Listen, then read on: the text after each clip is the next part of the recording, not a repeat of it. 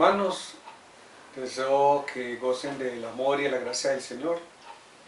Para mí es una alegría muy grande otra vez encontrarnos y poder llevarles a un encuentro con el pensamiento Cumberland, extraído de la palabra de Dios. Oremos. Padre, te agradecemos enormemente tu gracia y tu gran amor expresados a través del Señor Jesucristo. Esa obra de la cruz es nuestra convicción de que allí, Señor, tú nos perdonaste, nos salvaste, nos rescataste, Señor, de una vida sin sentido. Hoy, Padre, cada uno de nosotros, tus hijos, encontramos, Señor, en tu palabra la razón de nuestra existencia. Tú has dignificado nuestra vida, tú le has dado valor, le has dado sentido y le has dado razón a nuestro ser. Así pues, Padre, que ayúdanos a que estas nuevas verdades que descubriremos hoy, Señor, cada vez sean arraigadas en nuestro corazón por tu Espíritu y podamos vivirlas de tal forma que llevemos una vida que te agrade a ti, Señor. En Cristo lo pedimos. Amén. Bien, hermanos, recordemos que el catecismo es un método de enseñanza con preguntas y respuestas. En nuestro caso, estas respuestas son el pensamiento presbiteriano Cumberland, que ha sido extraído de las Sagradas Escrituras. Entonces, miremos hoy desde la pregunta número 40. ¿En qué otra manera conocemos a Dios? Esta está relacionada con la pregunta número 3. ¿Cómo se ha revelado Dios a nosotros? Lo ha hecho a través de Dios Padre, Dios Hijo y Dios Espíritu Santo. 3 personas. ¿En qué otra manera conocemos a Dios? También conocemos a Dios como Espíritu Santo. También conocemos a Dios como Espíritu Santo. 41. ¿Cuándo facultó poderosamente el Espíritu Santo a los primeros discípulos de Jesús? ¿Cuándo facultó poderosamente el Espíritu Santo a los primeros discípulos de Jesús? El día de Pentecostés. En Pentecostés, los discípulos recibieron poder del Espíritu Santo para compartir el amor de Dios con todas las personas. Recordemos que en Pentecostés sencillamente se cumplió lo que dijo el Señor Jesús. Es necesario que yo me vaya para que venga el otro Consolador. Él los convencerá de pecado, juicio y justicia, pero también recibirán el poder de Él para que sean mis testigos. Una cosa que hay que tener presente es que ¿qué es lo que diferencia al creyente del no creyente? Que el creyente tiene al Espíritu Santo, es guiado por Él, demuestra con su vida y hechos, su vida y obra, que es guiado por el Espíritu Santo, ya no por sus deseos y pasiones. Pregunta número 42. ¿Dónde está el Espíritu ahora? ¿Dónde está el Espíritu ahora? El Espíritu está en todas partes, obrando para ayudar a las personas a conocer el amor de Dios en Cristo Jesús. El Espíritu está en todas partes, obrando para ayudar a las personas a conocer el amor de Dios en Cristo Jesús. Hay que tener presente que un atributo de Dios Espíritu es que es omnipresente, es decir, está en todas partes al mismo tiempo. Y aquí lo que se resalta es que es el deseo de Dios a través de su Espíritu que las personas conozcan a Jesús y puedan llegar a ser salvos por la fe en Él. 43. ¿Qué hace el Espíritu? El Espíritu llama a todas las personas a confiar en Cristo Jesús y a vivir dentro del pacto de gracia. El Espíritu llama a todas las personas a confiar en Cristo Jesús y a vivir dentro del pacto de gracia. Dios Padre nos amó al dar a su propio Hijo. El Hijo nos amó hasta dar su vida, aun sabiendo de que somos pecadores. El Espíritu nos convence de ese amor del Padre expresado a través de Jesús en la cruz. 44. ¿Cómo habla el Espíritu a las personas? ¿Cómo habla el Espíritu a las personas? El Espíritu habla a las personas a través de la Biblia. La Biblia es el medio del que Dios se vale para hablar al corazón del ser humano, hacerle dar cuenta quién es Dios y qué quiere Él para su vida. El Espíritu habla también a las personas a través de la iglesia. Aquellos que hemos sido alcanzados por la gracia de Dios, aquellos que hemos recibido el amor de Dios y somos conscientes de que Él nos llamó para amarlo y servirlo, y está en nosotros el darle a conocer a otros del amor de Dios. El testimonio de los creyentes es también otro medio que el Espíritu utiliza para hablar a las personas. Nuestro testimonio, nuestra forma de vida, la manera en que nosotros nos comportamos con ese evangelio que llevamos dentro, de eso se abre el Espíritu para hablarle a los seres humanos. Y en maneras más allá del entendimiento humano. Dios tiene cantidad de medios para hacerse ver y llamar a las personas a que confíen en Jesús. Un medio puede ser la radio, la televisión, el internet, un mensaje de texto, un correo electrónico, un Nuevo Testamento como lo hacen los gedeones en hospitales, en cárceles, en la policía, en el ejército. Dios posee una multiforme gracia para hacerse entender y conocer por el ser humano. Que éste lo atienda o no, pues es la decisión de cada uno. 45. ¿Qué significa ser salvo? Ser salvo significa aceptar a Cristo Jesús como Señor y Salvador, vivir en el pacto de gracia y prometer con la ayuda del Espíritu seguir la voluntad de Dios. Todo el que desee puede ser salvo, pero no sin la ayuda del Espíritu. Para que podamos ser salvos, necesitamos que el Espíritu Santo nos convenza de la obra que hizo Jesús. No solamente nos convence, sino que debe llevarnos a una relación, a esa relación de pacto que tenemos con Dios, donde confiamos en Él y le obedecemos. Entonces ser salvo no es solamente palabras. Los hechos deben evidenciar la fe que tenemos en el Señor. Nuestras obras respaldan la fe que tenemos o sencillamente no tenemos. 46. ¿Cuáles son algunas de las palabras que usamos para describir el don de la salvación? ¿Cuáles son algunas de las palabras que usamos para describir el don de la salvación? Podemos usar estas palabras y frases para describir el don de la salvación. Una frase es arrepentimiento. La otra es confesión, fe salvadora, justificación, regeneración, adopción, santificación, crecimiento en gracia, preservación de los creyentes y seguridad cristiana. Miremos cada una de ellas. ¿Qué significa arrepentimiento? ¿Qué significa arrepentimiento? Arrepentimiento significa dejar a un lado las palabras, actitudes y acciones que hieren a Dios y a otras personas y enfocarse en Dios. Arrepentimiento coloquialmente es dar la media vuelta. Es un giro de 180 grados, donde en este punto yo iba en contravía a Dios, no hacía su voluntad, y doy la media vuelta y digo, Señor, he fallado, no he hecho las cosas a tu manera, tomo la determinación, al escuchar tu palabra, de reconocer que te he fallado y de volver a la obediencia a ti. Y eso lo hago por el amor que tú me tienes.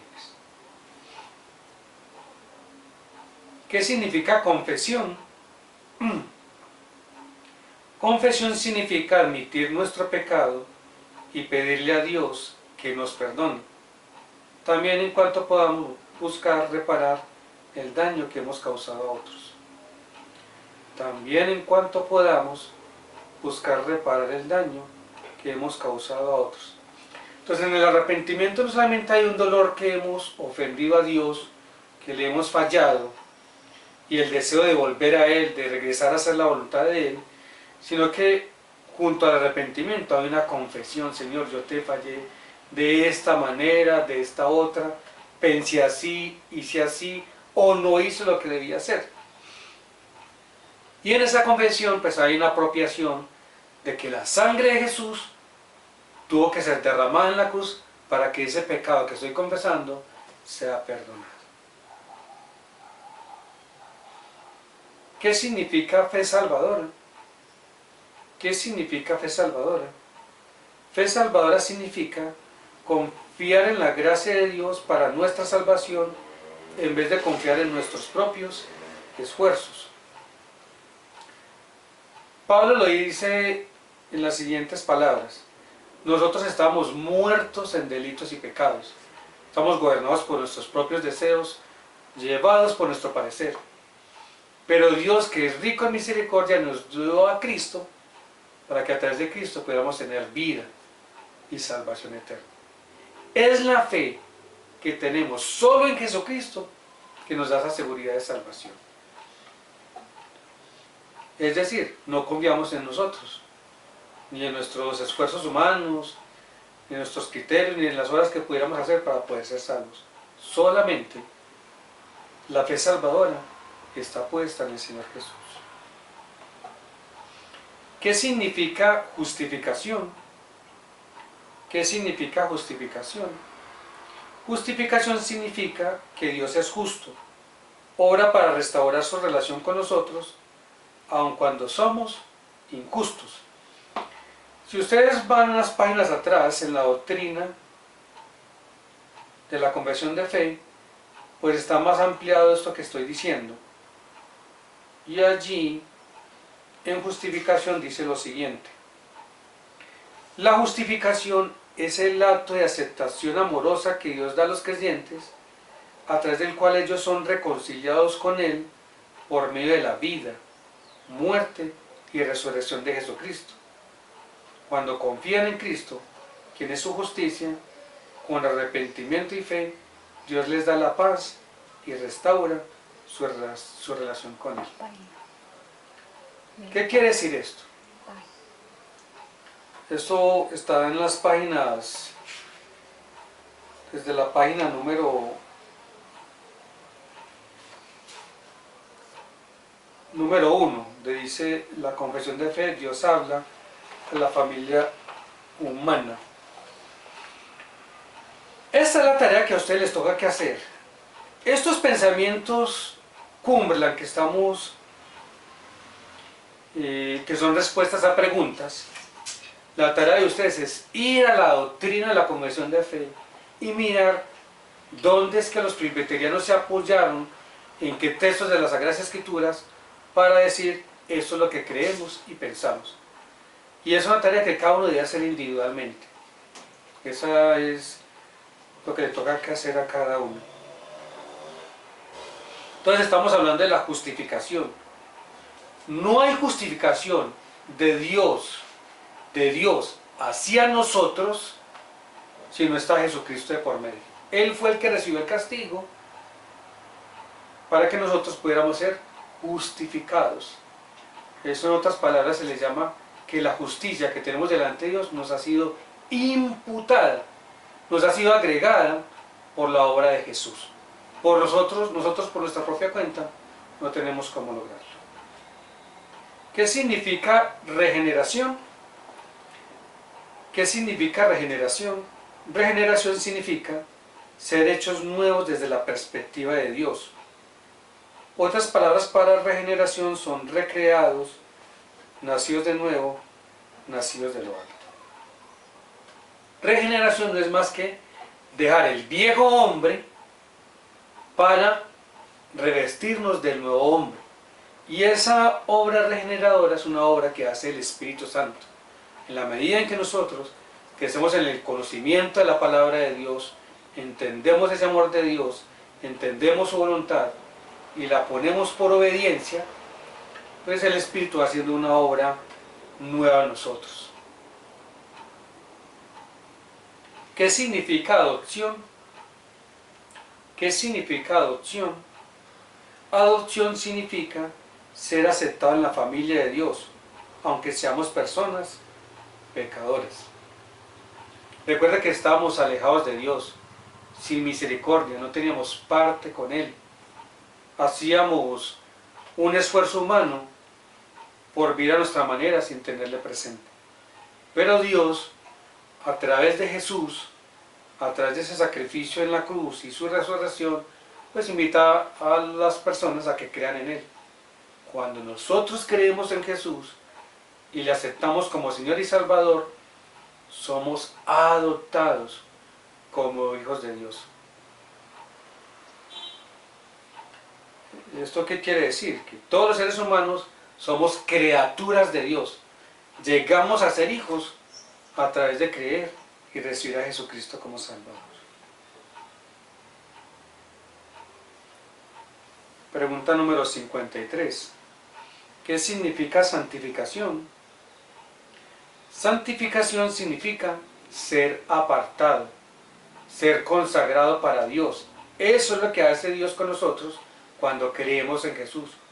Nos aparta para Él, nos consagra para Él.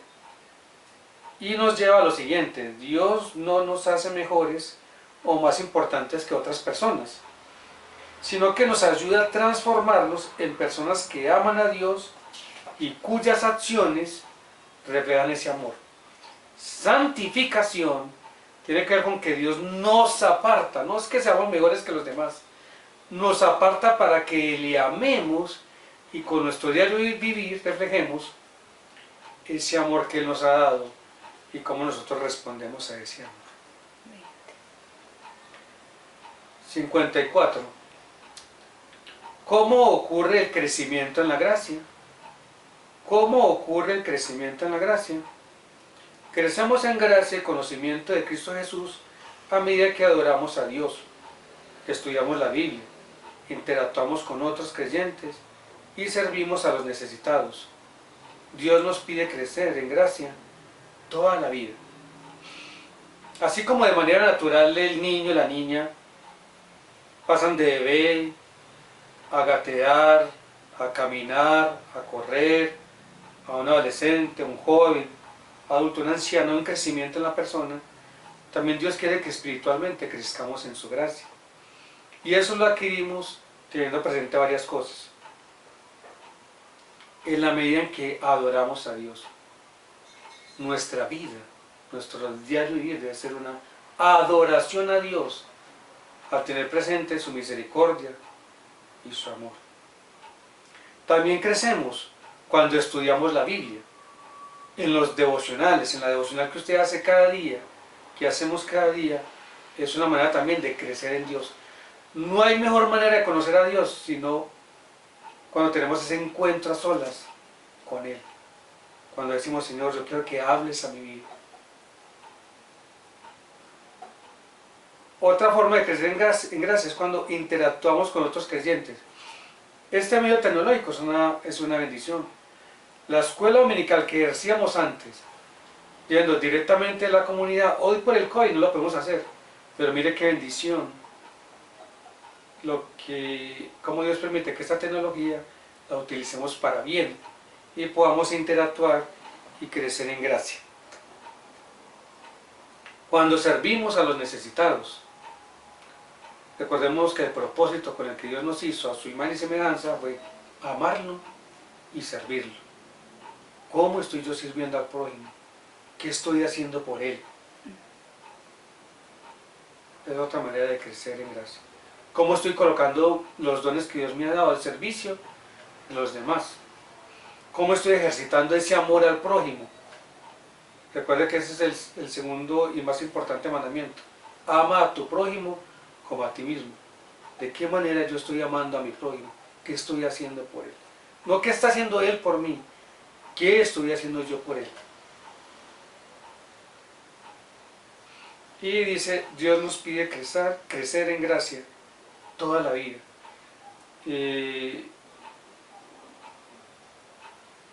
Así que Dios no quiere que nos estanquemos en nuestra vida espiritual. Cada vez debemos avanzar. Dios me ha dado la oportunidad a mí de servir en los diáconos, luego serví como anciano, estuve al frente del equipo de misiones en Chinchiná, ahorita pues estoy terminando mis estudios teológicos y después en el futuro ya servirle a Dios de otra manera, Él dirá cómo. Pero debe haber un crecimiento, debe notarse en nosotros que evolucionamos en el caminar con Dios, en ese camino angosto. Así pues, hermanos, que no nos estanquemos, que el Señor nos ayude a avanzar en su reino. 55. ¿Qué enseña la Iglesia sobre la preservación de los creyentes? ¿Qué enseña la Iglesia sobre la preservación de los creyentes? La preservación de los creyentes nos recuerda que Dios es siempre fiel, aunque nosotros no lo seamos. Dios cumplirá el pacto de gracia y nos llevará a la vida eterna.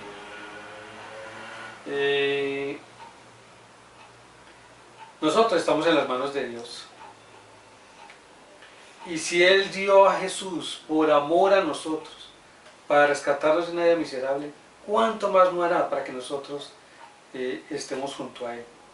De hecho, el Espíritu es el que genera el arrepentimiento, el que nos lleva a la confesión, el que nos lleva a apropiarnos de esa fe salvadora, el que nos lleva a crecer en gracia. Mire que la iniciativa siempre es de Dios. Si nosotros somos conscientes de qué manera hemos ofendido a Dios en los últimos días, y hacemos memoria de quién nos llevó al arrepentimiento, a sentir ese dolor, esa tristeza de ofender a nuestro Creador, no nace del corazón, eso es obra de Dios. Entonces, en nuestro diario vivir, nosotros podemos corroborar en nuestra propia vida la mano de Dios, la manera en que Él ha querido preservarnos y librarnos de la ira venidera.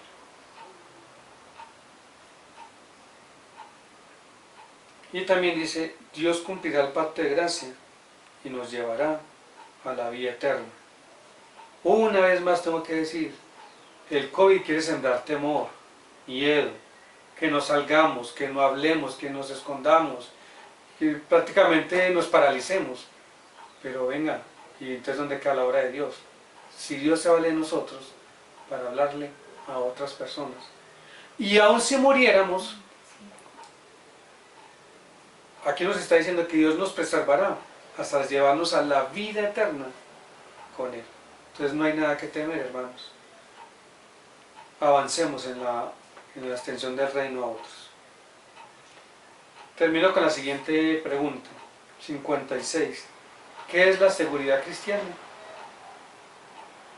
La seguridad cristiana es la confianza que tenemos que Dios no nos dejará, ni nos abandonará, ni en la vida, ni en la muerte. En la medida en que vivimos la vida cristiana, nuestra seguridad crece. Y aquí me lleva inmediatamente a ese pasaje que está en Romanos 8, que dice que todos los que somos guiados por el Espíritu de Dios, somos hijos de Dios. Y el Espíritu que mora en nosotros hará morir esas pasiones desordenadas en nosotros, esa naturaleza pecaminosa. Pero no solamente termina allí, dice el pasaje que nada podrá separarnos del amor de Dios que es en Cristo Jesús.